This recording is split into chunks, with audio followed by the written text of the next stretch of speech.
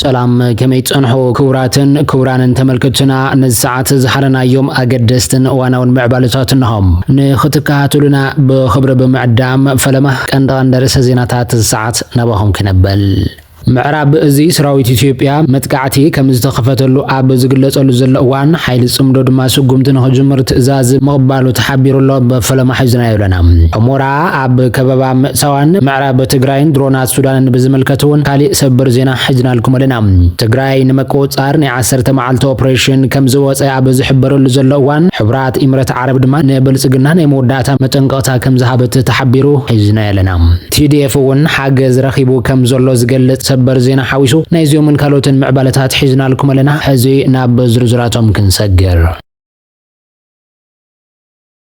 ካብ ዝተፈላለዩ ግንባራት ዝተረኸበ ወተሃደራዊ ሓበሬታ ቀድመ ናባኹም ምባልና ኣብ ምዕራብ ትግራይ ዘሎ ስላልፋ ሰራዊት ብልጽግና ዝምልከት ሓበሬታ ናባኹም ክነብል ወተሃደራዊ ምንቅስቓስ ሰራዊት ብልጽግና ብግንባር ጸለምትን ዞባ ምዕራብን ብዝመልከት ኣብዚ ሕዚ እዋን ኣብ ክልቲኦም ግንባራት ማለት እውን ጸለምትን ምዕራብ ትግራይን ሰፊሕ ናይ ሓይሊ ምትዕርራያትን ምትኽኻብን ይግበር ከም ዘሎ ፍልፍላት ሓቢሮም ፍልፍላት ካብ ወልቃይት ከም ዝሓበርዎ ዝርዝር ቀማምጣ ሓይሊ ብልጽግና ድማ ብግንባር ጸለምቲ እዚ ግንባር እዚ ብዓስራይ እዚ ዝምራሕ ኮይኑ ቀንድ ማእኸሉ ኣብ ማይ ጸብርን ደባረቅን ብምግባር ኣብ ትሕቲኡ ድማ ክልተ ኮራት ተሰሊፉሎም ኮር 501 ማለት እውን ክፍላት ሰራዊት 34 51 68 ዝሸፈኑ ከባቢ ድማ ዙርያ ማይ ጸብሪ ጣብያ ማይ ተኽሊ ፍሉይ ቦታ ማይ ዳጉሻን ከባቢ ገዳም ዋልድባን ይርከቡ ግንባር ምዕራብ ድማ ወልቃይት ጸገዴን ሑመራን ኣብዚ ግንባር እዚ ሰፊሕ ናይ ክፍላት ሰራዊት ምንቅስቓስ ተዘርግሐ ኮይኑ ኮር 503 ኮይኑ ክፍላት ሰራዊት 63 78 92 ይርከባ ዝሸፈኑ ከባቢ ድማ ወረዳ ቃፍታ ሑመራ ካብ ማይ ተመን ጀሚሩ ክሳብ ማይ ካድራን አብርሃ ጅራን ሸፊነን ኣለዋ ኮር 503 ማለት እውን ክፍላት ሰራዊት 66 62 ዝሓዘ እንትኸውን ዝሸፈኑ ከባቢ ድማ ቅድሚ ሕዚ ኣብ ዙርያ ጎንደርን አዲስ ዘመን ዝነበረ ሕዚ ግን ኣብ ወረዳ ወልቃይት ካብ ዓድረመጽ ክሳብ መጉእን ዛሬማን ሸፊኑ ይርከብ ኮር 504 ክፍላት ሰራዊት 97 ዝሓዘ ኮይኑ ዝሸፈኑ ከባቢ ድማ በብርኪ ሻለቃ ዝተወደበ መካናይዝድ ሓይሊ ኮይኑ ኣብ ወረዳ ወልቃይት ካብ ማይ ጥርዓ ክሳብ ተከዘ ከባቢ ጸሊሞ ተዘርጊሕሎም ኮር 304 ክፍላት ሰራዊት 64 74 ከምውን 77 ዝሓዘ ኮይኑ ኩነታት እውን ናብ ወረዳ ወልቃይት ጣብያ ዓዲ ጃሙስ ሓድሽ ዛተው ሓይሊ ከም ዝኾነ ካብ ወተሃደራውያን ፍልፍላት ዝተረኸበ ሓበሬታ እዩ ኣረድዩ ዘላም እዚ ከም ዝልናሃሎ ብልጽግና ሙሉእ ትግራይ ንመቆጻር 10 መዓልቲ ጥራይ እኹል ምዃኑ ከም ዝገምገመ ተገሊጹ ትግራይ ኣብ ዝሕዚ እዋን ሓድነት ዘይብላ ብቁጠባ ኣብ ከቢድ ኩነታት ዘላ ኣብ ትኽልል ማሕወር ብልጽግና ዘርጋሕናላ ስለዝኾነ ኣብ ሓጺር መዓልቲ ክንቆጻጸር አይና ኣብ ዝብል መደምደምታ ዝበጽሐል እዋን ፍሉጥ ጋዜጠኛ በቃሉ አላምረው ኣብ ትሕዚ ብልጽግና ዝጅምሮ ዘሎ ኹናት ትግራይ አመልኪቱ ምስርዮት ሚዲያ በዝግብሮ ቃለ መሕተት ብልጽግና ሕዚ ኣብ ልዕሊ ትግራይ ዝወስዶ ወተሃደራዊ ኦፕሬሽን ዝተፈለየ ከም ዝኾነን ተጋሩ አጠንቂቁሎም ጋዜጠኛ በቃሉ አላምረው ከም ዝሓበሮ አብይ አሕመድ ሕዚ ከተማታት ከም ጋዛ ምዕናው ከም ዝካል ከም ህንጻታት ሱዳን መፍራስ ከም ዝካል እዩ ተረድዩ ዘሎም ስለዚ ድማ ከተማታት ትግራይ ክዕንወን ከም ዝኽእል አቀዲምካ ምግንዛብ መፍትሕ መቀማጥን ከም ዘድሊ ገሊጾም እቲ ጋዜጠኛ ወስኹ ከም ዝሓበሮ አብይ አሕመድ ሕዚ ናብ ትግራይ ሰራዊቱ ዘኽትት ዘሎ ህዝብ ትግራይ ንመውዳእ ከም ዝኾነ ኣብ ዝሃቦ ቃለ መሕተት ገሊጾም ስለዚ ድማ አብይ አሕመድ ንሕወሓት ጥራይ ከጥፍእ መሲልዎም ምስ ብልጽግና ተሰሊፎም ዘለው ተጋሩ ደጊሞም ክሓስቡሉ ከም ዝግባእ እዩ አጠንቂቁ ዘሎም ስለዚ ድማ ካብ ቃለ መሕተት ጋዜጠኛ በቃሉ አላምረው ምርዳእ ከም ዝተኻለ ከተማታት ትግራይ ብምድብዳብ ከም ዘይነብራ ክገብረን ከም ዝኽእል ካብ ጋዛ ሱዳን ዩክሬን ስለዝተረድአ መራሕቲ ትግራይ ኩሉ ሊቅ ትግራይን አብይ አሕመድ ዝሓሰቦ ትግራይ ናይ መጥፋእ ወፍሪ ንኸፍሽል ብዘይፍላላይ ብሓደ ክሰለፍን አቀዲሞ መከላኸሊ ሜላታት ክጥቀምን ከም ዝግባእ ዝግለጽ ዘሎም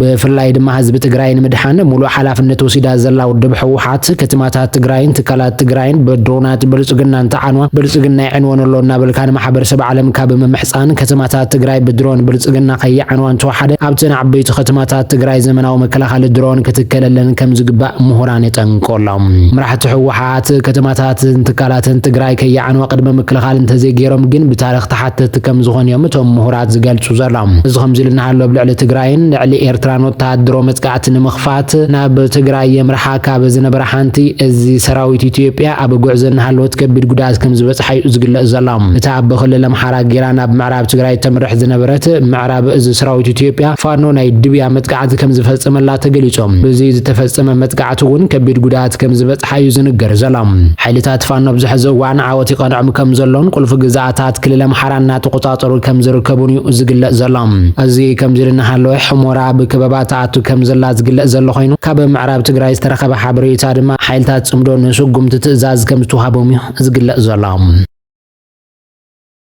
ጀነራል ታደሰ ወረደ ተሰዊሮም ጀነራል ታደሰ ወረደ ከም ዝተሰወረ ዝምልከት ሓድሽ ሓበሬታ ወጽሎም ከም ዝፍለጥ ጀነራል ታደሰ ወረደ ቅድሚ ሕዚ ፕሬዝደንት ግዛው ምሕዳር ትግራይ ኮይኑ ልዕሊ 1 ዓመት ንትግራይ ከም ዝመርሐ ዝፍለጥ ኮይኑ ቅድሚ ዝነበረ ፕሬዝደንት ትግራይ ብከቢድ ወንጀልን ተንኮልን ካብ ስልጣኑ ከም ዘውረደ ዝዝከር እዩ በመሰረት እዚ ድማ ብርክ ዝበሉ ደገፍቲ ጌታቸው ረዳን ጀነራል ታደሰ ወረደ ብከቢድ ጽላእ ተሕዲሮም መንባሮም ዝዝከር ኮይኑ ነዚ ሰይብውን ጀነራል ታደሰ ናይ ሕወሓት ሰብ ተባሂሉ በትደላይ ለውጥ ዝበሃል ወይ ድማ ብደገፍታ ጌታቸው ረዳ አንጻር ወፍረኽ ገብሩ ጻኒሖም እዮም ይኹን እምበር ጀነራል ታደሰ ወረደ ግዜ እንዳወሰደ ብዝመጽ ቁጽሪ ኣብ ልዕሊ ምስ ሕወሓትን ደገፍቲ ሕወሓትን ክባስ ከም ጸንሐ ተሰሚዑ ነይሩ ኣብ ማእኸል ብባዶ ደጋፍነት ጸንሐ ጀነራል ታደሰ ወረደ ድሓር ድማ በትናቱ ወገን ምዃኑ ዝነገረሉ ጸንሐ ውድብ ሕወሓት ስልጣኑ ተኣልዩ ብዶክተር ደብረጽዮን ዝምራሕ ብሄራዊ ክልላዊ መንግስቲ ተተኪዩ ብከቢድ ገምጋምን ክሕደትን ከም ዝፈጸመን ብሕወሓት ክውቀጽ ጸንሐ ጀነራል ታደሰ ወረደ ስልጣኑ ድሕሪ ብሓይሊ መልቃቁ አድራሹ ተሳዒኑሎም ፍልፍላት ከም ዝሕብር ወድማ ጀነራል ታደሰ ወረደ ካብ ዝኾነ ይኹን ፖለቲካውን ወታደራውን ምንቅስቃስ ተኣጊዱ ናይ ገዛ እስር ኮይኑ ከም ዘሎ ይነገረሎም እቲ ፕሬዝደንት ነበር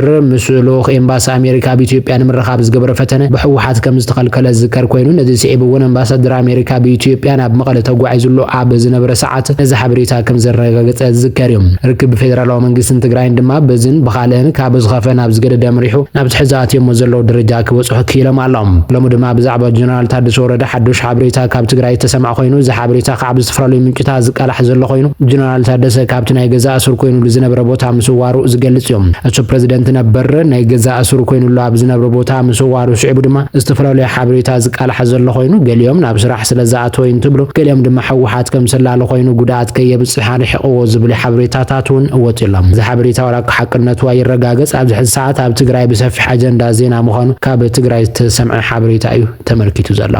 ክብራትን ክብራን ተመልከትና ሓበሬታታት ሰዓት በዚ ኸምቢትና ብዝቕጽል በሓደሽ ምዕባለታት ንራኸብ ክኸውን እዩ ሰሰናይ ተመኒና ኣልኩም